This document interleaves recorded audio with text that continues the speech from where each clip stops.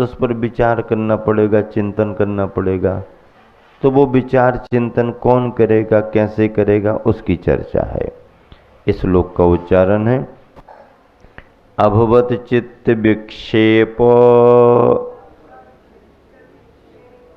एकांते तत्व संस्थितः अभ्यस्येदभियोगेन योगी तत्वं निजात्मनः।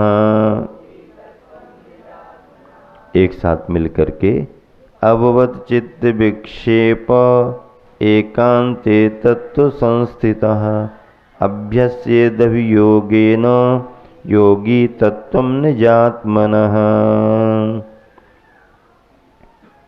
चित्त विक्षेपः, जिसके चित्त में विक्षेप अर्थात क्षोभ हो। चित्त में विक्षेप का मतलब चित्त चंचल हो, क्षोभ हो, पानी हिल रहा हो। सरोवर में, तालाब में एक ठहरा हुआ पानी होता है और एक हिलोरें लेता हुआ है। अब पानी के अंदर क्या पड़ा है ये देखने के लिए क्या स्थिति होना। पानी के अंदर हमारा कोई सिक्का गिर गया, अब उसको देखने के लिए पानी की स्थिति क्या होना। पानी अगर हिलडुल रहा है तो हमारी नज़र नहीं टिक पाएगी। कैसे टिकेगी? पानी हिल रहा है, टिकेगी नहीं। पानी क्यों हिलता है? हवा का निमित्त है पानी में। हवा चलेगी तो पानी हिलेगा। निमित्त हवा है, हिलने का उपादान पानी है। अगर हवा ना चले तो पानी ठहरा हुआ रहता है। निमित्तों को पा करके पानी की तरह मन में भी चंचलता आती है। निमित्तों को पा करके अभी हम अच्छे शब्द सुना रहे हैं, धर्म के शब्द सुना रहे हैं, आपके कसायों के भाव शांत हैं, क्रोध मान माया लोभ कोई प्रभावी नहीं है। अगर कोई आपको भड़काने लगे, आप शब्द बोलने लगे, ऐसा करने लगे, वैसा करने लगे, जबरदस्ती चला करके तुमको छूने लगे, तो मन में क्षोभ आने लगेगा। पहले तुम सहन करोगे, उसको थोड़ा सा समझाओगे, उसको मना करोगे, मान गया तो तुम्हारे परिणाम नियंत्रित रहेंगे। और अगर उसके बाद भी नहीं माना तो फिर तुम क्या कहते, अब तो भैया सर के ऊपर पानी क्या कहते हैं, घुटनों तक पानी की चिंता नहीं है, पैरों तक के पानी की चिंता नहीं, जंघा तक पानी आ गया चलो निकल जाएंगे, कमर तक आ गया ठीक है कोई बात नहीं पार कर लेंगे, और ऊपर और ऊपर और ऊपर, अब तो भैया पानी बढ़ता जा रहा सर के ऊपर, अब बचाव मुश्किल है। तो सहन करने की भी सीमा होती है। निमित्तों को पाकर के व्यक्ति टालना चाहता है, कोई उलझना नहीं चाहता। सब अच्छा नहीं मानते हैं, कसाई करना, उलझना, लड़ना झगड़ना कोई अच्छा नहीं मानता। लेकिन कई बार उसकी सहन शक्ति के बाहर जब बात होने लगती है तो फिर उसको लगता है कि अब क्या करें, ये तो समझते नहीं, इनको कुछ ना कुछ तो सबक सिखाना पड़ेगा। तब अगर निमित्त उसी समय कम हो जाएं, इसके परिणाम भी शांत हो सकते हैं। कभी निमित्तों को पाकर के हम क्रोधाविष्ट होते हैं, कभी बिना निमित्तों के भी खुद ही आबेल मुझे मार आबेल मुझे मार, उसको कोई लेना देना नहीं, तू ही उलझने पहुंच गया, तू ही अपना निमित्त बना रहा विकल्पों का। तो निमित्तों को पाकर के मन क्षुब्ध होता है, निमित्तों को पाकर के मन शांत भी हो सकता है। कोई भजन गा रहा है, कोई भक्ति कर रहा है, कोई पूजा कर रहा है, उसको देख करके तुम्हारा मन आकुलित था, शांत होने लगा। प्रवचन सुनने बैठ जाओ, शांत हो। तो शुभ निमित्तों को पाकर के परिणाम शांत होते हैं, अशुभ निमित्तों को पाकर के परिणाम क्रोधाविष्ट होते हैं। पानी ठहरा हुआ है तालाब में, हवा चली, पानी हिलोरे लेने लगा। अब पानी हिल रहा है तो अंदर क्या पड़ा है दिखेगा नहीं। अब चलो, हवा नहीं चल रही है, पानी ठहरा हुआ है, अब तो दिख जाना चाहिए, अभी भी नहीं दिख पाएगा। क्यों नहीं दिख पाएगा? अगर पानी मटमैला है, पानी मटमैला है, पानी में कोई कलर डला हुआ है, रंग डला हुआ है, कि मिट्टी, कीचड़ आदि आदि, बरसाती पानी है, बरसाती पानी ठहर गया, हवा नहीं चल रही, लेकिन अभी ठंडी चाय है। बरसाती पानी क्या क्या कहलाता है? ठंडी चाय।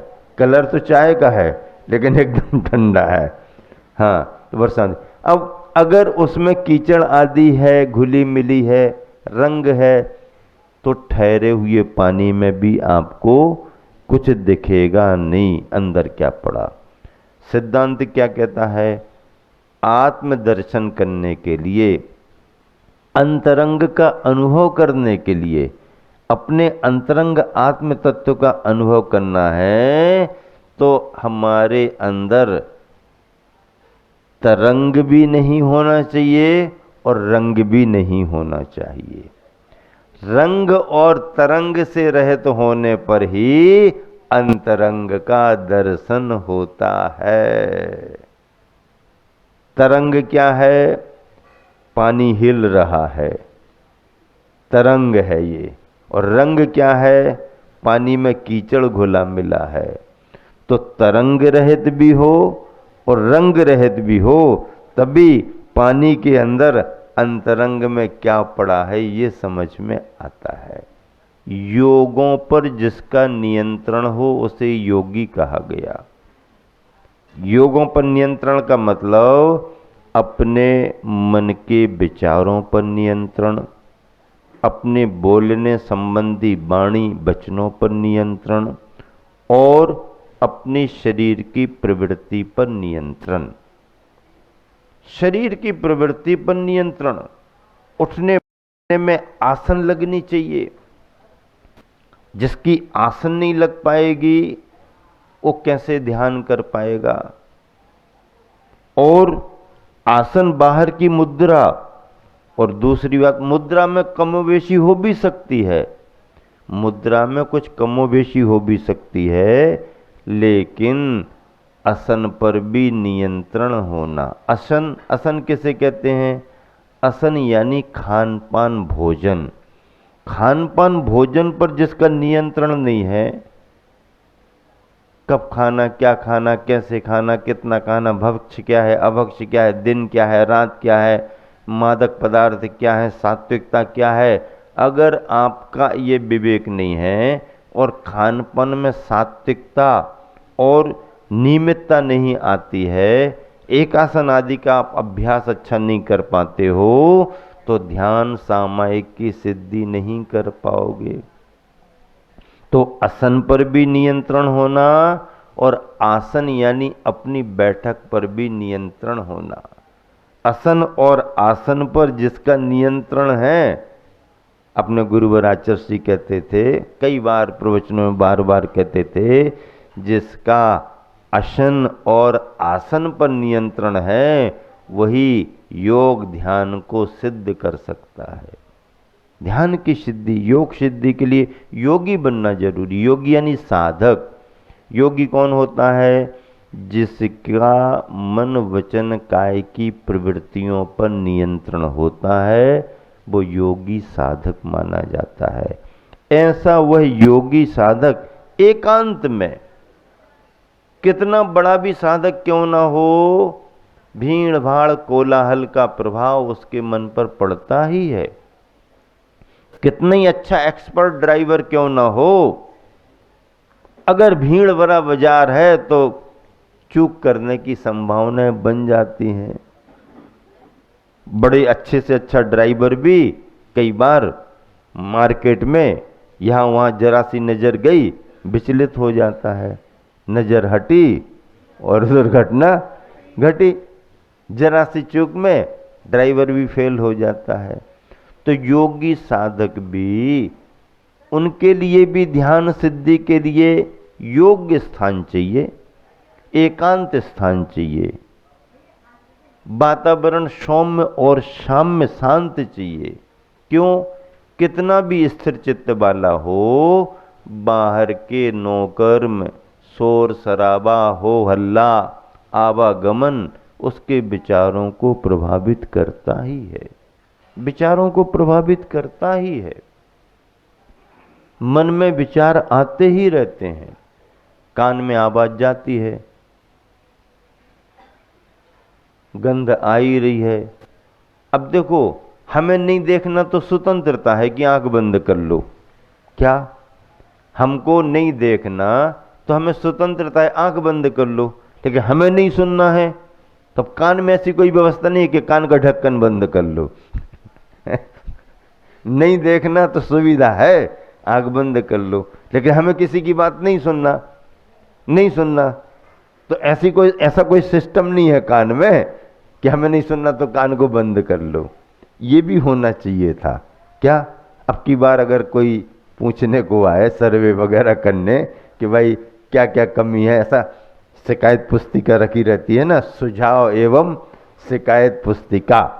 ऑफिस में एक रजिस्टर रखा रहता है, भैया सुझाव एवं शिकायत पुस्तिका है, आपका क्या सुझाव है नोट करें, आपको क्या असुविधा हुई है नोट करें। अब प्रशंसा लिख करके जाओ ना जाओ उसकी अपेक्षा नहीं है, हालांकि प्रशंसा भी लिख करके जाना चाहिए, आपका प्रबंध बहुत अच्छा रहा। ऐसे कई कई नेता वगैरह आते हैं ना, कहीं कहीं आपका मैनेजमेंट बहुत अच्छा, ये वो लिख करके चले जाते हैं, लिखवाते भी हैं, आपको कैसा लगा लिखिएगा लिखिएगा, तो वो तो अच्छी बात है। शिकायत भी लिखी जाती है और सुझाव भी लिखे जाते हैं। तो अगर कभी कोई सर्वे में आपसे पूछ ले कि भैया शरीर में परिपूर्णता तो है ना, कोई कमी महसूस, तो उनको जरूर लिखाना कि भैया बाकी तो सब ठीक है, अगर हमें किसी की बात नहीं सुनना तो ही क्यों एक ऐसा सिस्टम फिट कर दो कि उसने सुनाना शुरू किया और हमने कान बंद कर लिए। अरे अंगुली डाल करके कान बंद तो कर सकते हैं, लेकिन अंगुली ना डालना पड़े, आंखों को ऐसा थोड़ी बंद करना पड़ता है। वो तो गांधी जी के 3 बंदर वो बता दिए ना। अरे गांधी जी ने 3 बंदर बता दिए, अरे काय को बता दिए बंदर के हाथ काय को रखवाए, आंखें बंद कर लो ना। लेकिन आंखें तो बंद कर सकते हैं, पर कान कैसे बंद करेंगे? मुंह भी बंद कर सकते हैं। तो गांधी जी ने 3 बंदर दिए। कितने बंदर दिए? हमने महावीर भगवान से पूछा, भगवान जी पर्याप्त है क्या? ये 3 बंदर पर्याप्त हैं? महावीर भगवान कहने लगे 3 बंदर के चक्करों में काय को पड़े, एक ही बंदर रखो ना। 3 बंदर काय को रखो, एक ही बंदर में तो काम हो जाएगा तुम्हारा। एक ही बंदर में काम कैसे हो जाएगा? गांधी जी ने तो 3 बंदर बताए। एक बंदर आंखों पर हाथ रखे है, कह रहा है बुरा मत देखो। एक बंदर कानों पर हाथ रखे, बुरा मत सुनो। एक बंदर मुंह पर हाथ रखे, कह रहे बुरा मत बोलो, बुरा मत कहो, बुरा मत सुनो, बुरा मत देखो। 3 बंदर बहुत अच्छे हैं, पूरी दुनिया ने पसंद किए, गांधी जी की विचारधारा सबको पसंद आई। बुरा मत देखो, बुरा मत कहो, बुरा मत सुनो। महावीर भगवान कहने लगे 3 बंदर की जगह एक ही बंदर पर्याप्त है ना। कौन सा बंदर? बंदर माथे पर हाथ रखे हो और नीचे लिखा हो बुरा मत सोचो, बुरा मत सोचो। बुरा मत सोचो का बंदर तुम्हारे पास है, तो ये तीनों बंदर तुम्हारे पीछे ही लगे रहेंगे, इनको पकड़ने की जरूरत नहीं। और बुरा मत सोचो का बंदर नहीं है तो ये 3 बंदर भी तुम्हारा काम नहीं करा। बंदर वैसे ही उछल कूद करता है, जरा देखो तो उनके हाव भाव। अच्छा, जितना आप देखोगे उतना और वो ज्यादा करते हैं, आप नहीं देखोगे तो शांत हो जाते हैं। जितना जितना देखो उनको और आनंद आता है। तो महावीर भगवान ने कहा 3 बंदरों की जरूरत नहीं है, अपने पास एक बंदर रखो और उसके नीचे लिखा हो बुरा मत सोचो। हमारे सोच विचार से ही सब कुछ आगे बढ़ता है। इस तरह से आचार्य महाराज ने कहा जिसके चित्त में क्षोभ नहीं है, जिसकी बुद्धि तत्व विचार में स्थिर है, ऐसा योगी एकांत में देखो, एकांत की मान्यता अच्छी नहीं है, लेकिन एकांत का जीवन बहुत अच्छा है। हमने एक कविता लिखी थी बहुत पहले, अब तो कई वर्षों से लिख ही नहीं पाते, दूसरे कार्य में लगे रहते। बहुत पहले क्या, हे भगवान मेरी यही चाहना है, बाकी कुछ भी चाहना है। हे भगवान मेरी यही चाहना है, बाकी कुछ भी चाह ना है, कि कंकर कंटक ओले की वृष्टि में, कंकर कंटक ओले की वृष्टि में, अथवा समोसरण की सृष्टि में, कंकर कंटक ओले की वृष्टि में अथवा समोसरण की सृष्टि में दृष्टि नासा पर हो, दृष्टि नाशा पर हो, न आशा पर हो। दृष्टि नाशा पर हो, न आशा पर हो, वही एकांत वासा हो, जहाँ न झगड़ा हो न झांसा हो। वही एकांत वासा हो, जहाँ न झगड़ा हो न झांसा हो। विचारों में एकांत नहीं, विचारों में तो अनेकांत, लेकिन जीवन में शांति पाने के लिए, साधना करने के लिए एकाकी एकांत वातावरण बहुत अच्छा माना जाता है। चलिएगा दोहानुवाद और पद्यानुवाद। सावधान चित क्षोभ विभिन्न, तत्वरूप स्थित शांत, करे आत्म अभ्यास वह योगी पाए एकांत। गुरुवर का पद्यानुवाद।